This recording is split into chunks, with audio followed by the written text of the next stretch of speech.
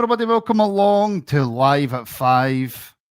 Yes, I am the greatest person in the world, I think, for naming shows. Live at 5, your latest Rangers news, and there is only really one news story today. I will bring up another couple because, I've done my research, so, we will talk about them.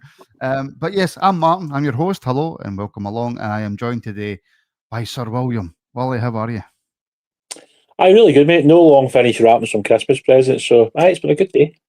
Oh, mate, listen. See, last night, my missus had started putting up the Christmas decorations, and she's got the tree up, Nice. and a projector outside, one of these little projector things. Aye, I've seen them. Aye, they're quite good. Yeah. Mate, it's November. It's far too early.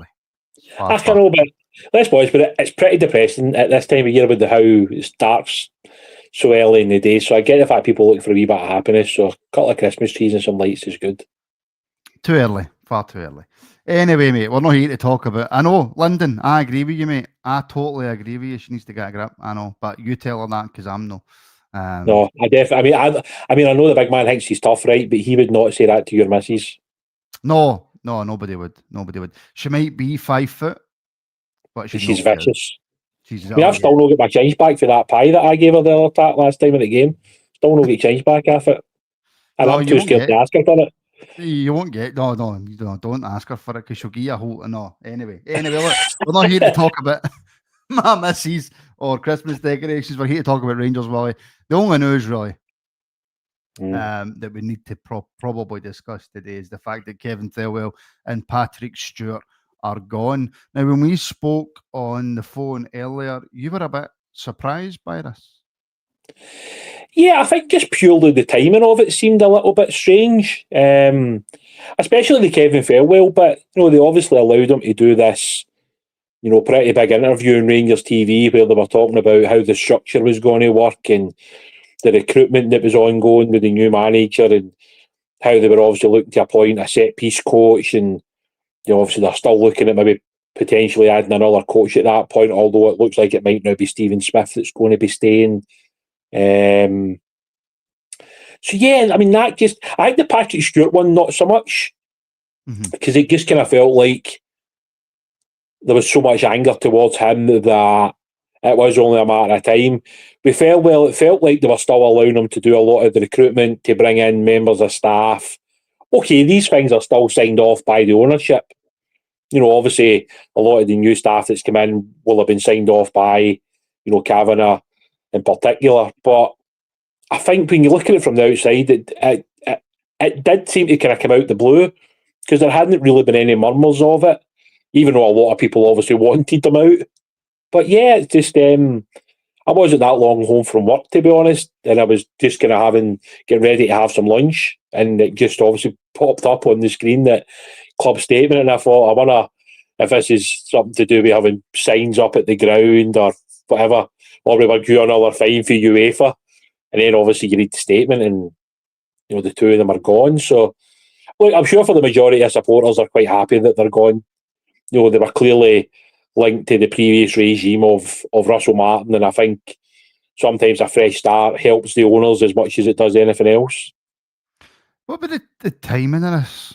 Well, because like you just mentioned there, look, it's not been that long since Thelwell came out and done his interview about the future and about the January transfer window and about A, B, C, D, and E.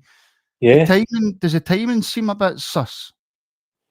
Yeah, I think especially from Thelwell, without kind of repeating myself, I mean, why allow him to sit down with a member of the Rangers TV room staff and go through, I mean, what was that, like a 15-minute interview, something like that? And it was quite in-depth. They were obviously talking about a lot of different things that go on in the background.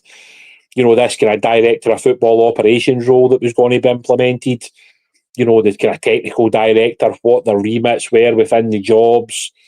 Obviously, they were talking about, recruitment, what would be happening in January towards next summer. Would there be a different market to look at? Obviously, today I think they've been linked with a player from Kazakhstan, which is a new one, obviously.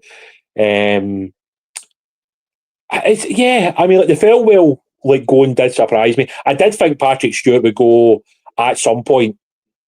But Thelwell won just a surprise, just purely off the back of that interview that was clearly signed off by the owners because they were trying to almost put out a positive spin on that side of it.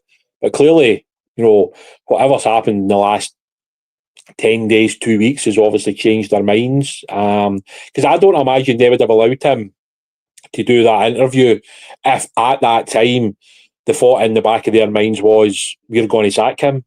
Because it just doesn't make any sense, if you know what I mean.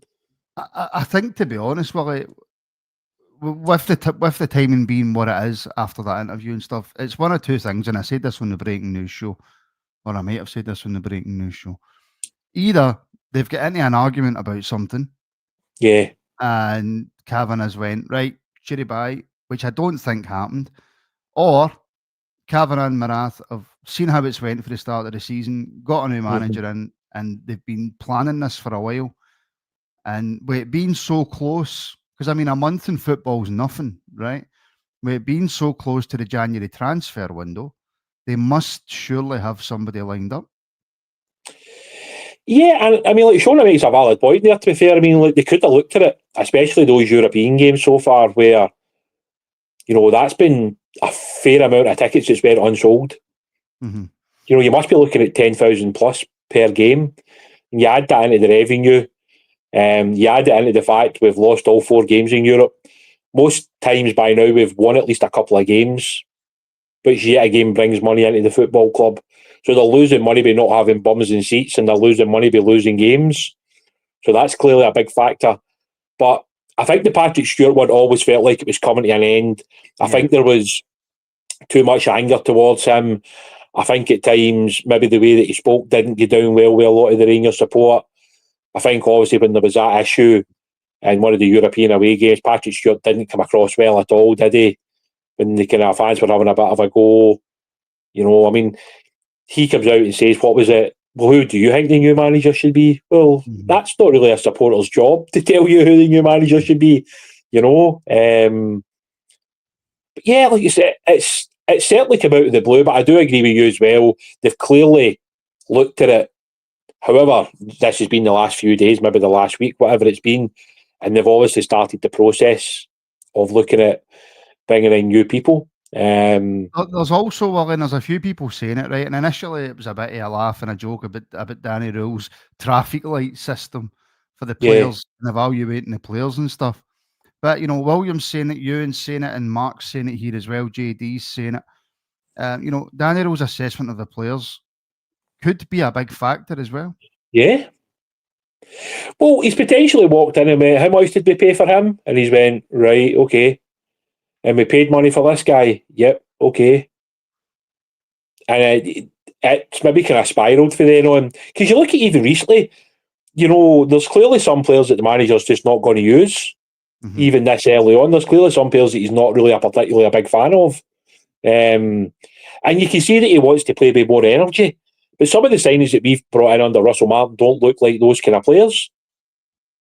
So does Danny Rule need to go to the owners and say, by the way, see in January, can we get rid of Joe Rothwell? Can we send Max Aarons back for his loan?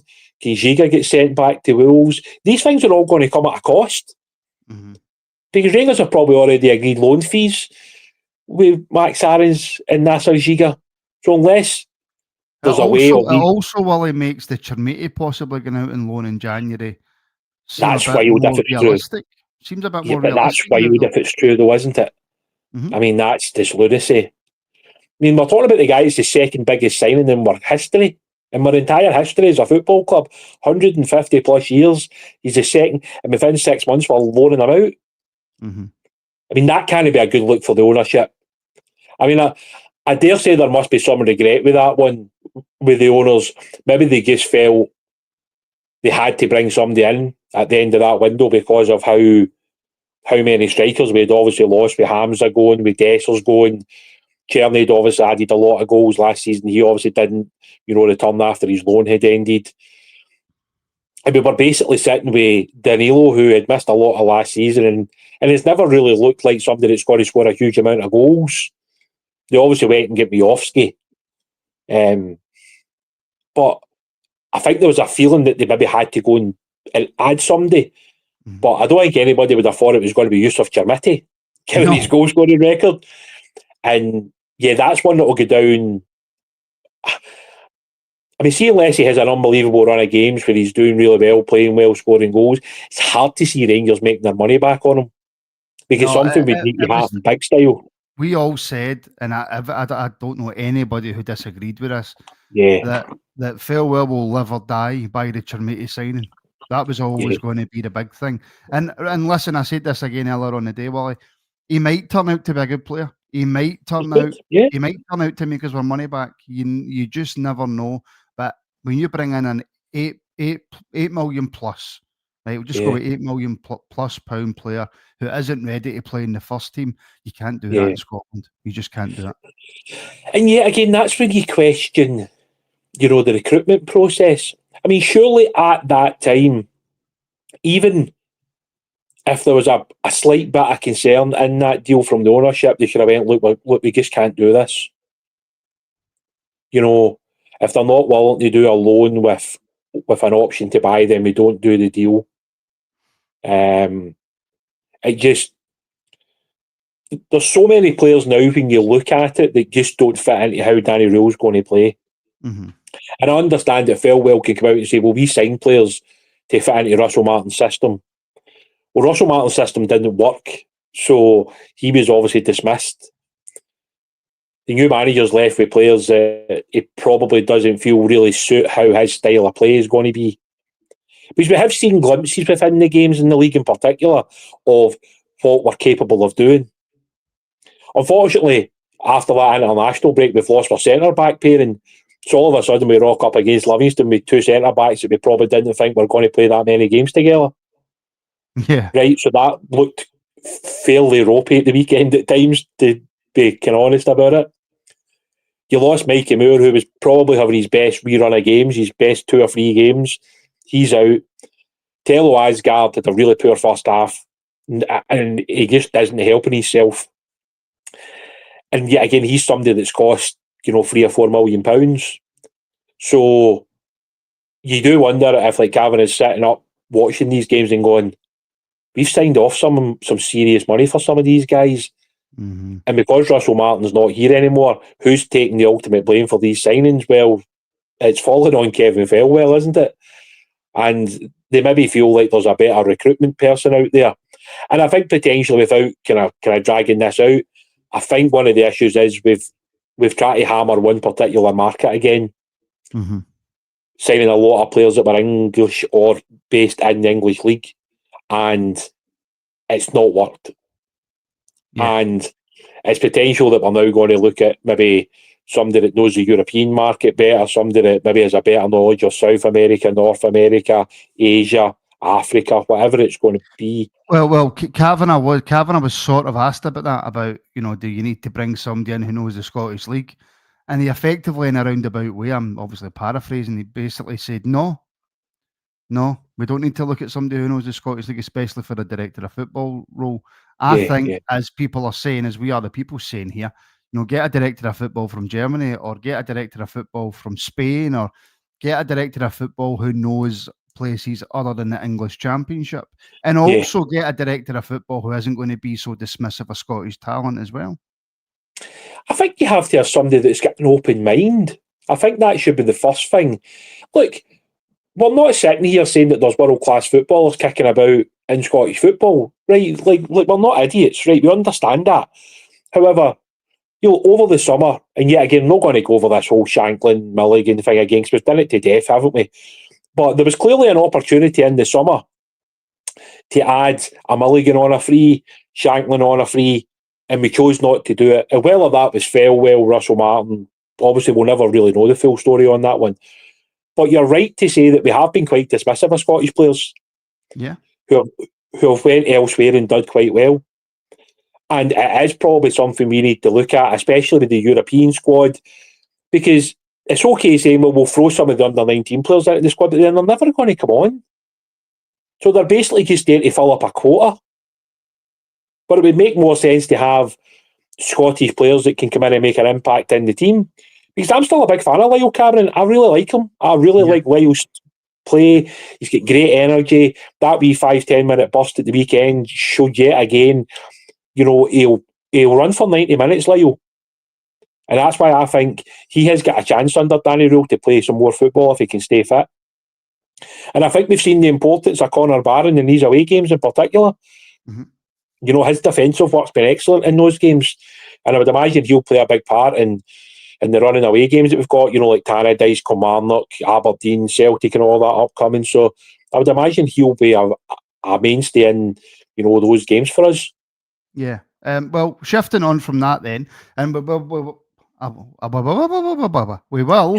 I can speak English, have a more deeper in-depth conversation about all this Thelwell stuff at 7:30 tonight on the Monday Night Rabble.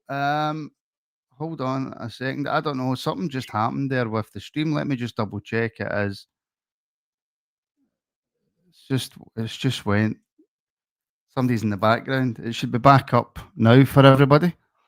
I don't know why it just jumped to members there. I've no idea what's going on behind the scenes, but it should be back up for everybody. We will talk more about that tonight at 7:30. Like I said, hopefully that comes back for everybody.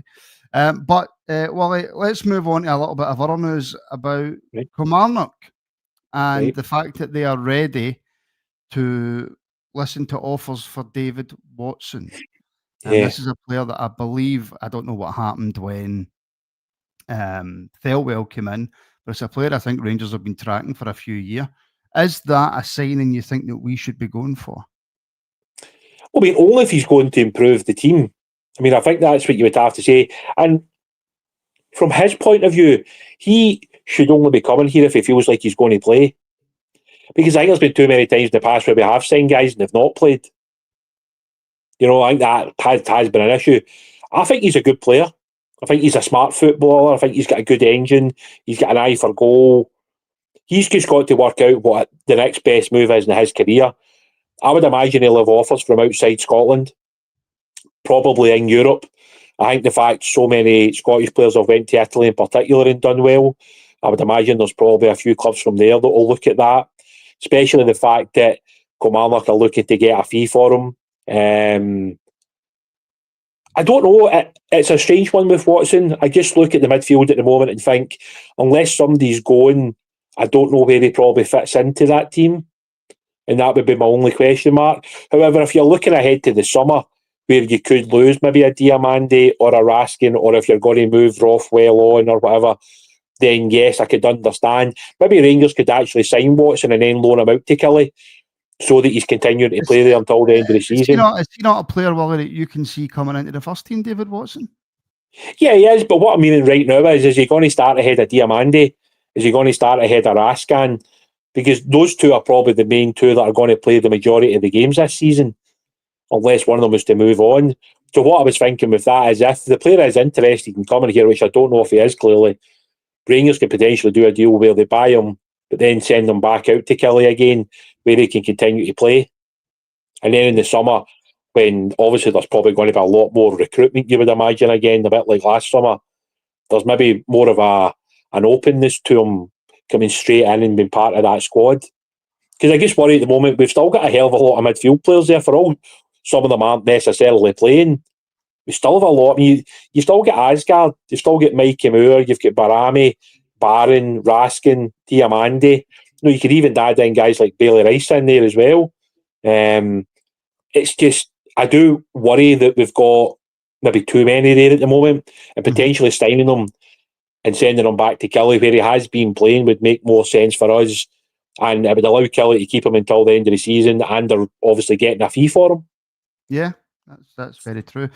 Folks, I want to apologise again for the stream cutting off there. I now have found out what has happened. Our very own Hamish was setting up the wrestling show tonight for members, seen that there was a show live and just assumed it was a members show and changed it. So I have changed it back. Oh, I tell you, it's a first and final. See, be fair, right? There'll be a statement out after this podcast where Hamish has been released. All right, he's gone. Whilst we are talking about midfielders and young Scottish midfielders, Willie, have you got any knowledge or any inside info on the injury to Bailey Rice? I mean, just other than the fact he's had the operation and it looks like he's probably going to be out for several months, unfortunately. Look, it's devastating for Bailey. I mean, it's not been a great 4 or 5 months for him. He's obviously had a few other niggles as well. He's obviously not had as many minutes as I'm sure he would like. I think there was potentially maybe a chance in January of him going out on loan. But obviously it looks unlikely now because of the injury. Hopefully maybe try and catch a word maybe with his dad or something like that and find out how bad it is. But and then you can tell us, and then you can let us know. Yeah, look, it's horrible, isn't it? I mean, it's horrible for any player that they're out for that length of time. I mean, let's be honest. When the news came out about John Souttar, that was bad enough that he was going about, and then also the Cornelius news was confirmed. Then Mikey Moore's injury came out that he'd picked up a knock, and you're just sitting going, can he seem to catch a break here in terms of the injuries, can we? We feel like we're kind of getting over some of it, and then all of a sudden, boom, another stray of injuries kit is, and it's especially when it's three important players that have been playing well recently, and Souttar and Cornelius and Moore. Those guys would have almost certainly started that game against Livy. So I'm sure when Danny Rowe was looking at the team, before the international break, he's maybe thinking, going, right, if we can get him up to speed and we can get this kind of going, and Mikey Moore's got a bit of confidence now, he's got his goal and he's been playing well. Kind of Souttar and Cornelius have been doing fairly well back there, and then all of a sudden, boom, 3 of them are out of the team. It's just, I only get again, like, without kind of getting back over it. I mean, like, Giga just looks scary at times. I've never known a guy that looks scared to have the ball at his feet. Like, when he's 5 or 10 yard passes, it looks like it's a mission when he's trying to do that. I actually thought Fernandez did quite well, given the guy's hardly played for months. I actually thought he did pretty well, especially under the barrage in the last 5 or 10 minutes that Livy bombed into the box. Yeah, I actually thought he did pretty well there, to be fair. He was never going to be outstanding. I know he got his goal, Wally, but he was never going to be. He was never going to be outstanding for a guy that's not played a lot of minutes. The only thing I would look at for both Giga and Fernandez, even though Fernandez is about 11'5", they seem to both struggle against Yengi up front with that physicality. Yeah, I thought he played well, by the way. That was a worry. I can tell you something, like, he looks like a decent player for Livy. He's, for a guy his height, he's got a decent turn of pace. Mm-hmm. He's actually got quite a good touch. Took his goal well. I think Livingston have got another one of those guys that they might be able to, make some money out of. I think he looks a very, very decent acquisition for Livingston when you look at him. I thought he was a handful all afternoon, and I think he probably would have been. Maybe, look, Souttar and Cornelius might have dealt with him differently than what, Giga and Fernandez did, just because of the experience that those two guys have got compared to Giga and Fernandez.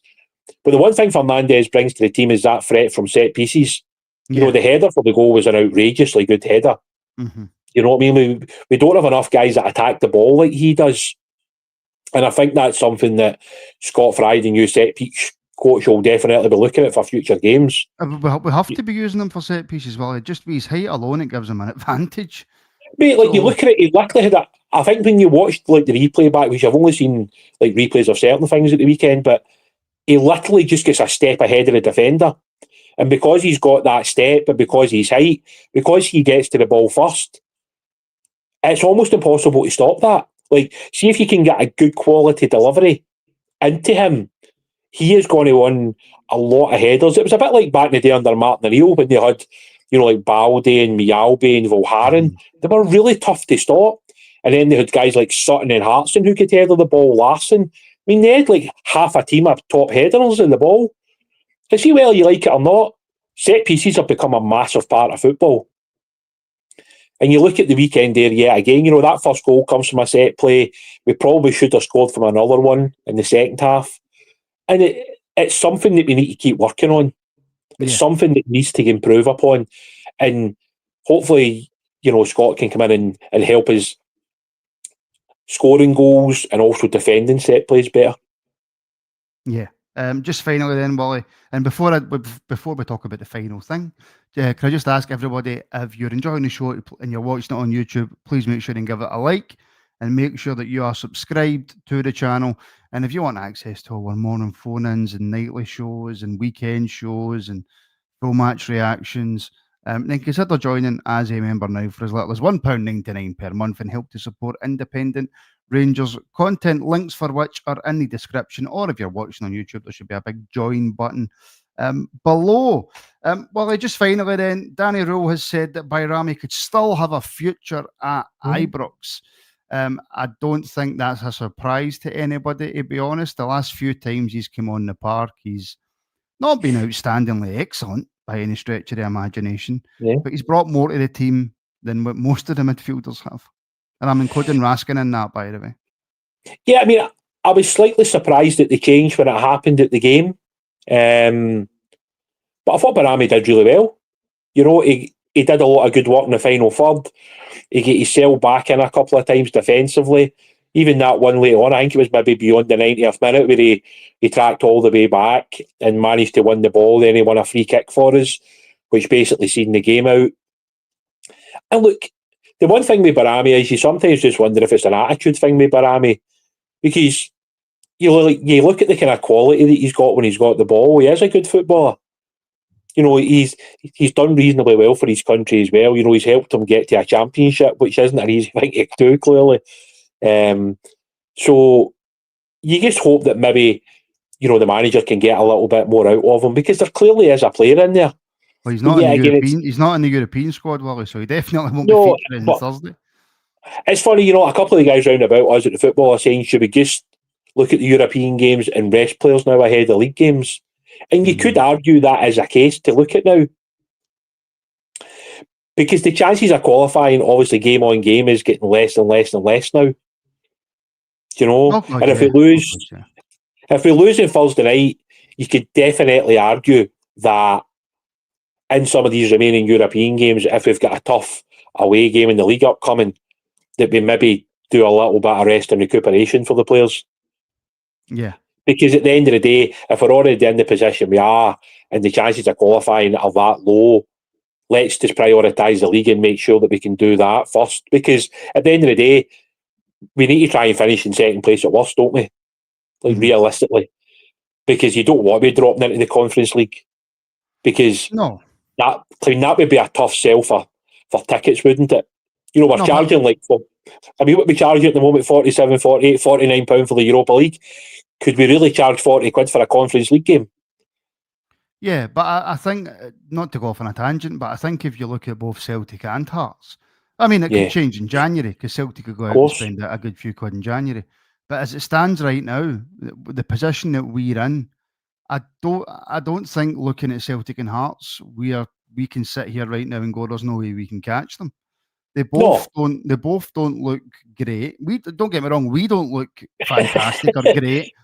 But as everything stands right now, I don't think there's much between the teams. We're really selling Scottish football here, aren't we? We're really pushing the boat out here. If you're watching this and you've never seen Scottish football, it's tremendous, folks. Get yourself over to Scotland and get to Ibrox and go and watch a game. Look, it was unrealistic to think that Hearts were going to go and win 12, 13, 15 games, right? There was always going to be a dip. And they've had some tough games recently, which, a bit like Rangers and Celtic, you can drop points in games. I was slightly surprised that they lost at Pittodrie. I thought that was maybe a game they would have been able to win. Obviously, they didn't. Celtic obviously scored a last-minute winner against St Mirren, which yet again is a really, really tough place to go. Livingston came to Ibrox and parked the bus, and then they reversed the bus back, and then they parked it again, because that was like a back eight at times against Livy, which is their right to do. Yeah. See at the game, I did not see that. See, because it didn't come up on the screen and the game didn't stop, I didn't even know that it happened. See, because we're at the far end of the ground at the other side at the enclosure, I didn't even know it had happened. It wasn't until we get back on the supporters bus and one of the guys went, "Did you see the penalty that should have been given against us?" And I'm like, "What's he talking about, penalty?" Then when he showed it, you're like, all right, okay. But at the game, nothing seemed to stop. No, VAR didn't even look at it, I don't think. No, that's what I'm saying. So I wasn't even aware, whereas they obviously checked the Livingston goal for potential offside. Obviously, our second goal was ruled offside, so obviously VAR overturned it. But for the actual penalty, see when you're at the opposite end of the ground, especially when you're as low as we are in the enclosure like that, see, unless it shows up on the screen that there's some type of check, I genuinely had no idea that had even happened in the game. Mm-hmm. I had no idea. I mean, see for the offside for Miovski, like you're guessing because you're so far away. Obviously, when you see the replay, you see that the guy is obviously on the far side and he's the one that plays Miovski on. But, I mean, that's what it's there for. And for them to have missed that decision, it's baffling, to be honest. I don't know if they think they've seen something that they didn't. I mean, I saw, was it somebody that posted online to say that they thought it hit his leg and then it hit his arm? Yeah. It certainly didn't look like that on the replay. I don't know if they're saying it was in a natural position, but yeah, again, I'm totally confused by the whole unnatural. His hand moves in the flight of the ball, so it's a penalty. There's nobody can defend it. That Willie Collins, I say Willie Collins can't come out and defend it, but Willie Collins also defended somebody getting kicked in the head. So see, I think the problem you've got now is, Martin, nobody knows what a handball is in the penalty area. Nobody seems to have a definitive line of that's a penalty, that's not.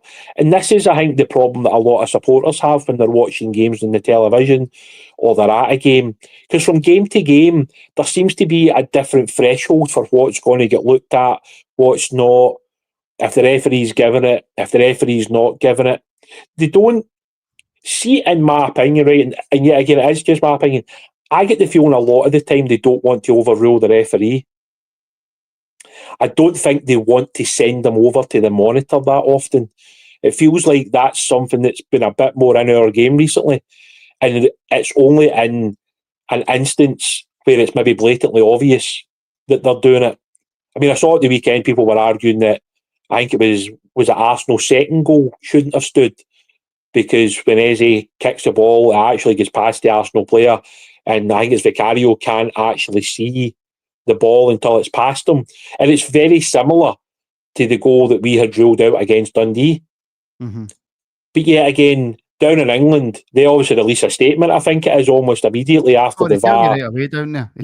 Whereas in Scotland, you're none the wiser. And I can't understand why that would be a difficult thing for Willie Collum or for a member of his staff to do, because see if VAR has looked at the Fernandes one, and they've got an angle where it shows it hitting his leg onto his arm, and that's why it's not been given. Show the evidence, and then also release the bit that's in the rules to state, well, that's why it's not a penalty. However, all we've had since the weekend is that should have been a penalty, and nobody's saying it shouldn't have been, but we don't actually know why it's not been given. So we're just kind of sitting here like kind of trying to work out why it's not been given, and this is like the issue. And like week on week, you see the tackle, I think it was on the halfway line round about late 80s, early 90s. I thought that was a red card. I can't remember who it was on, but I think it was around about maybe kind of 85 to 90 minutes, and it was right on the halfway line, and it looked like he lunged into the tackle, the Livingston player. Mm-hmm. And I thought it was a red card. Yeah, I remember the one, yeah. But the referee gave him a yellow, but it didn't seem to go to VAR, or if it did go to VAR, it was obviously a very quick check and over with. But yet again, you don't hear anything after the game about it. So no. It's like until this VAR review gets done again, that's the only time that you're really going to know if Willie Collum feels like it was the right decision or the wrong decision. But in my opinion now, we still shouldn't be seeing wrong decisions by VAR after all this time. It just shouldn't be happening, Martin. No, and since that last VAR review with Willie Collum defending Trusty, kicking Butland in the head, and Gordon Duncan just staring at him like a puppy that's in love, that show's lost any credibility that it had. And there's no credibility left for that show. I don't understand how they can say that because it was like the soft part of his boot that hit his face, it wasn't the studs. Surely you're just then opening it up that anytime a goalkeeper's lying on the ground, a player can just go up and boot him in the face. I know. And because that's made it. But that's my point. That's my point about the VAR show. It's pointless now. It's got no credibility. It's like, see, at the start, it was interesting at the start because you got to hear what was being said in the room, and then there was an understanding as to why the decision was given. So at that point, you went, that's actually quite good. So I understand why they've given that now. Maybe at the game as a supporter, you've got your blue tinted glasses on, you think, nah. But when you watch it back, you see the replay that they've got. They've sometimes got better camera angles. That's why it's been given. But now it's almost like from now until the VAR review, it could be like 2-3 weeks. So up until then, you've just got all this talk on radios, on podcasts, on Sky, on TNT prior to games. I'm sure it'll get spoke about ahead of, the Falkirk game at the weekend again. And it's like, why not just come out and say, we got it wrong, should have been a penalty at Livingston, we apologise. Just like they should have come out and said, sorry, we got the trusty one wrong, should have been a red card. Instead, it's always as though they're in like protection mode. So they try to find a reason to protect the referee and the VAR officials. And then it just kind of turns into something silly, like you've said, where, they're trying to almost make things up to protect somebody that really isn't protectable. No, it's exactly it. Like I say, I'll never watch that VAR review show again because it's lost all credibility for me. I'm done. No, you're right. And I think the sad thing is it should have been a good thing for our game, but it's now just become a bit of a laughing stock, really. It should have been, but they've tried to use it to protect referees rather than just coming away with the honest truth. Disappointed in Gordon Duncan for that as well, by the way. I thought better of him. I thought he would have been, because he is a journalist, Gordon Duncan. I suppose when you're a paid person that's doing it, then maybe it's hard to criticise, but I just think at the end of the day, we're now in a world where everything's viewed 100 times, isn't it? Yeah. So see, like the one with Fernandez, just really quickly. You can't pull the wool, Willie. You can't pull the wool over everybody's eyes. You know what I mean? No, you see really quickly, because I was going after my dinner because I'm going out to watch the 19s play tonight. But I've been trying to finish this for 7 minutes, but you won't let me. No, I know, but what I was going to say is like how they can come out in any other shape or form and just offer an apology to Livingston. Yeah. That's all they had to do. And then Rangers can say, look, it was a penalty. Because there's nothing else to say on it. Like, that was a decision that should have been made. Yeah, 100%, mate. That was all that had to happen. After the game, the referees, PGML or whatever it's called, or the Scottish version of it, come out and go, we got that absolutely wrong. We offer an apology to Livingston. We'll go and speak to Livingston. Job done. Absolutely. But it's Scotland, mate, so that doesn't happen. Listen, Willie, thank you very much, buddy. I appreciate your time. Cheers, mate. Thank you, everybody, for joining us. Remember, like I say, if you haven't already, please make sure that you are subscribed. Make sure you give the show a like and come back if you can be bothered, and hit that hype button. It really does help us out. We are trying to grow and grow and grow as much as we can. And if you would like to see more and more of myself, because I am a very handsome man, more of Willie, more of Connor picking his nose, more of Hamish falling off his chair, more of Alex going absolutely off his nut and all the watch-alongs, then join as a member now. Why not? It's £1.99 a month. It's less than a coffee, and you get access to loads and loads of extra content. I'll be back at 6:30 with Wolf and Alan for the Rangers Women's Show. It's live right here on public YouTube, and then we're live tonight at 7:30 for your Monday Night Rabble, and then 9 p.m. you have your Rabble Wrestling. So what's that, about 6 shows a day alone? So there we go. Wally, mate, thank you very much. A pleasure. And at 7:30 tonight, mind check out RFC Youth Updates. We'll be doing some goal updates for tonight's under 19 game against St Mirren at the Rangers training ground. There we go. And if you're not doing anything, then you can try and get yourself along it. If you're allowed in. I don't know what the script is now with Rangers. I'll just kid on your Martin and he'll just let you in. They don't like me, so don't kid on your me. And of course, keep your eyes peeled for the Rangers Academy reviews that we've brought back as well. They'll be dropping soon as well. So thank you very much, folks. Enjoy the rest of your night. Make sure you join us at 6:30, 7:30, and 9. You might as well. You're here already, and we'll speak soon.